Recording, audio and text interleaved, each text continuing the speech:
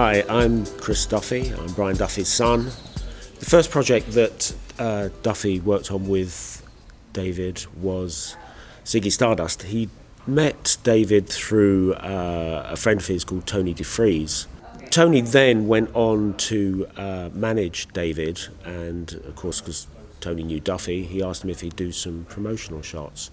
So the first session that we've got with Ziggy Stardust, which is in the Freddie Beretti outfit that became famous when he was launched on British TV on Top of the Pops with the single Starman. As far as I know, I think these were just promotional pictures. I've never seen them on an album or a poster, or so I suspect that was their use. But at the time, they're quite outrageous, really. David using a theatrical outfit, and in '72 that was quite forward thinking. So that was their first session. The next session was Aladdin Sane, which is obviously the jewel in the crown. David was intrigued by Elvis and his use of a flash that he had. Elvis had a ring with a flash on it, with an insignia TCB on his jet.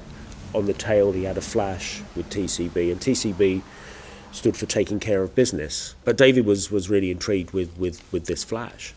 So when they got to the studio, they started the conversation about the flash, and Duffy went to the kitchen and pulled out a rice cooker that his mother had given him, which was made by a company called National Panasonic, and their logo was a blue and red flash. And Duffy showed David this rice cooker with the symbol on and said, "Is that the kind of thing you're thinking about?" David said, "Yeah, brilliant, fantastic."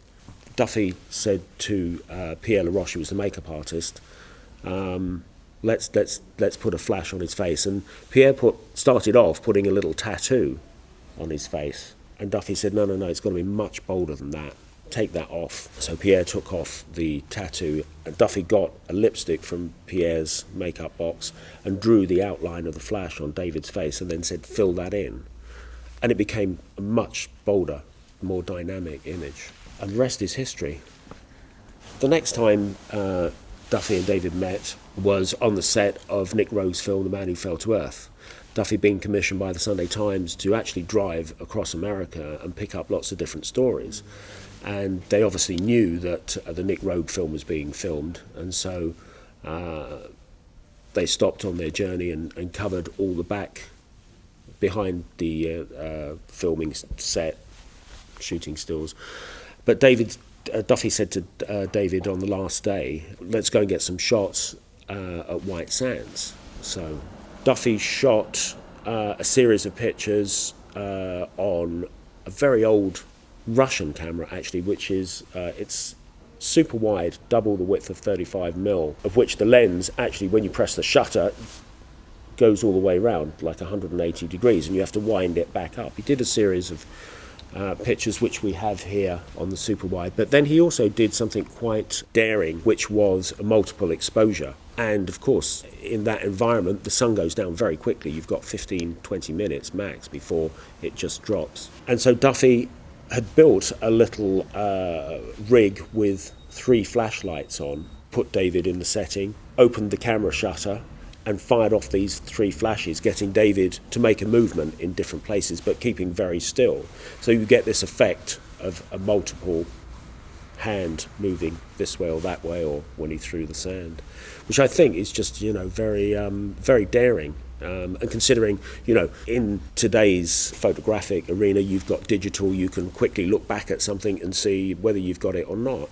Obviously, Duffy didn't use Polaroids, so it was kind of very hit and miss. And he left that evening, went on, film wasn't processed for another couple of weeks till he got back to England.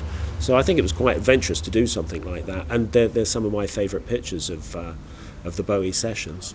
The next time they met was for the Lodger session.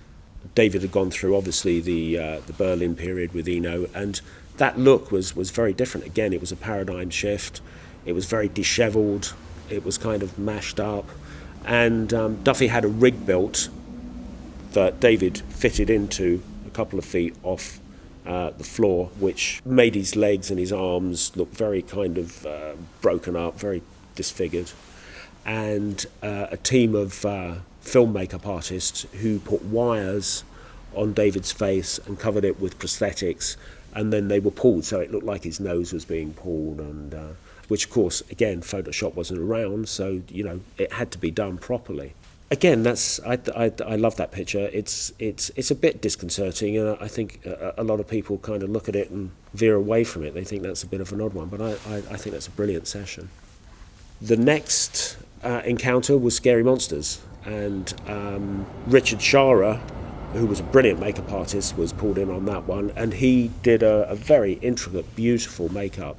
Richard was a well-known makeup artist for high-end fashion shoots. He worked for Italian Vogue, French Vogue. He painted this wonderful Poirot clown face mask, of which Duffy shot a couple of rolls, and then they kind of just scrubbed the whole thing up and mashed it up, and the makeup went everywhere and got two kind of completely different looks out of the session.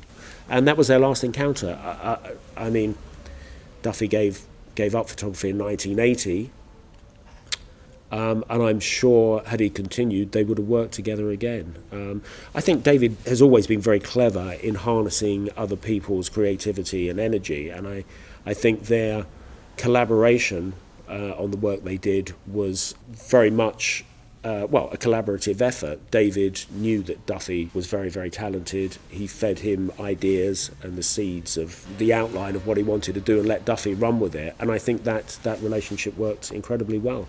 As I say, Duffy wasn't known as a rock photographer or music photographer per se, but I think we've ended up with probably the most important, iconic rock image of all time. Aladdin Sane is what I call the Mona Lisa of pop. And of course with the V&A show, we released The Eyes Open, which has created another wave of interest. And I think hopefully it will live a lot longer.